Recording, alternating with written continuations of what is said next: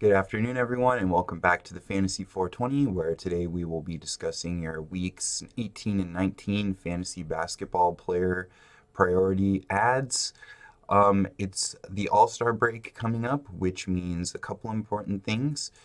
You should be taking a little bit of an evaluation of your team right now and looking forward to the trade deadline, whether you need to stack depth and trade away some of your stars because you're lacking the depth, or if you're in a position where you can acquire some stars and trade away some of your depth. It's just a very important time for every roster in the fantasy season. So, the All Star break in real life should also be helping a lot of the players I'm going to mention because they will be uh, getting new roles on new teams, a lot of them, and the All Star break and more time to mesh and a little bit of time off should be helping a lot of these players. So, without further ado, let's get into it. First players I'm going to be mentioning, I've mentioned before, but they're definitely my two priority ads for this week. The first one being Colin Sexton. He's been a top 75 play over the last 7 days. The Cavs are going to feature him and Cedi Osman moving forward. He's their franchise player, and sorry, that was my cat. And he's gotten 30 plus minutes in over 5 games, and he's going to be their number one scoring option. So I would also look towards Kevin Knox. He's going to be the second option for the Knicks after Dennis Smith Jr. Um, All-Star break should once again tremendously help him. He's at 7 games at over 30 minutes plus, and the Knicks are going to play him as much as he can stand to get that experience. Same with Sexton. The Cavs just want him around for next year, so I just think they're going to play him as much as possible. So those are my two priority ads. Next on this list, he's a little bit of a surprise the last week or so, is Kenrich Williams for the New Orleans Pelicans. He's at 39% owned, pardon me, on Yahoo. And he's once again, just like Sexton, been a top 75 player over the last 7 days. He's been fed minutes, 7 games over 30 plus minutes. And the New Orleans Pelicans roster is kind of in flux right now with the post Anthony Davis trade deadline and Mirotic trade in general.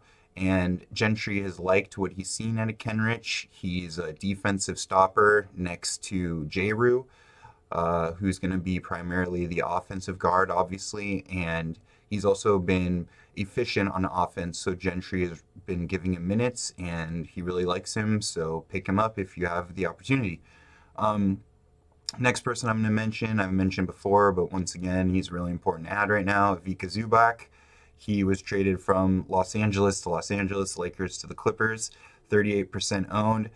All-Star break should really be helping him, and it's just a new role on a new team, and they're just going to feed him minutes. They're pretty much giving up their playoff contention with that trade, and they're just going to play their young guys. And Doc Rivers said he was phenomenal in his debut, so definitely worth an ad for him.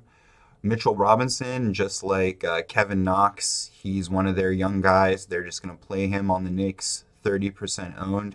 Just came off his 15-point season high outing, and he's playing a low end 20-minute per range per game, but I feel that's just going to go up. And Dennis Smith Jr., Knox, Mitchell Robinson, those guys are all going to benefit from post-trade deadline tanking Knicks. Trying to get Zion Williamson, maybe flip that for Durant, maybe keep Zion, who knows. But I definitely think Robinson is worth a look and an ad if you have the opportunity. Wesley Matthews is at 31% owned. He was just picked up by the Indiana Pacers. So he's kind of moving into a perfect scenario for him where he can contend with the team and also put up fantasy production numbers and look for a new contract next season if he doesn't want to stay with Indiana, although I think that might happen. But I don't trust Tyreek Evans to stay healthy as far as I can throw him, which is not very far, admittedly. So I like Wesley Matthews. Dion Waiters, a little bit more of a stretch, but he's also could pay off big time if he continues starting, especially after Dragic comes back from his injury, and I do not trust Dragic at all to stay healthy.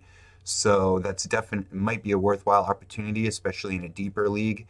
He's been starting, getting 30 plus minutes a night. Just came off his best game of the year, and why not, right? He's a bulldog alpha who's going to put up shots and get his way when he's on the court, not afraid. So who knows? He's worth a flyer in a deeper league, especially. The deeper you go, the more he's worth a flyer, but he might even be worth it in a 10 or 12 team league if he really turns it up post break. And Wade is older and retiring, so they're not going to force him minutes or force him in the lineup.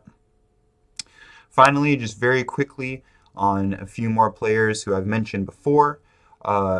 Kevin Herter, still only 35% owned. He's going to get fed minutes down the stretch. Young guy on the Hawks. I don't see why he's not way more owned than that.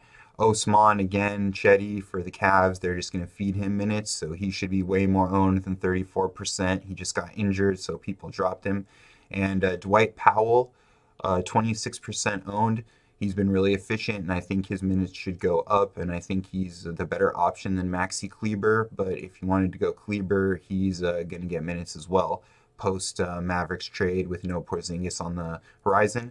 Finally, if you have an injured list spot and he's dropped in your league, Spencer Dinwiddie did just start some workout work, and the Nets are doing really well. And we haven't seen them fully healthy and operational yet. They definitely want to see that. They definitely want to go into the playoffs. They're going to try as hard as they can going into the playoffs. They're already there. They've been bad for so long. So they're going to see what Karras, and all those, their best lineup is going to be going forward. So if somebody dropped him, he's definitely worth an injured list spot. Still no timetable for return, but it's a good sign that he's on the court and working out. Anyway, guys, it was a pleasure talking with you today. I will be back tomorrow to talk more fantasy baseball. See you then. Bye.